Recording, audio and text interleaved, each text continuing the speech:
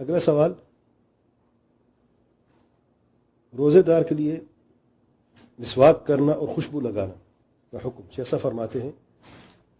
ثواب یہی ہے، یعنی اس میں اختلاف ہے، اور صحیح یہی جو ہے کہ روزہ دار کے لیے چاہے دن کا پہلا حصہ ہو یا آخری حصہ ہو، مسواک کرنا سنت ہے، کیونکہ اللہ تعالیٰ کے پیارے پیغمبر صلی اللہ علیہ وسلم نے فرمایا ہے السواک مطہرۃ للفم مرضاۃ للرب، مسواک جو ہے وہ منہ کے لیے پاکیزگی ہے اور رب کے لیے رضامندی ہے، رب کے لیے رضا ہے، اور اسے امام بخاری نے روایت کیا ہے۔ اور دوسری حدیث میں اللہ تعالیٰ کے پیارے پیغمبر صلی اللہ علیہ وسلم فرماتے ہیں لولا ان اشق علی امتی لامرتم بالسواک مع كل صلاۃ، اگر میں اپنی امت پہ مشقت نہ کرتا تو اپنی امت کو حکم دے دیتا کہ ہر نماز کے ساتھ، یعنی ہر نماز سے پہلے جو ہے مسواک کر لیتے۔ یہ روایت متفق علیہ حدیث ہے۔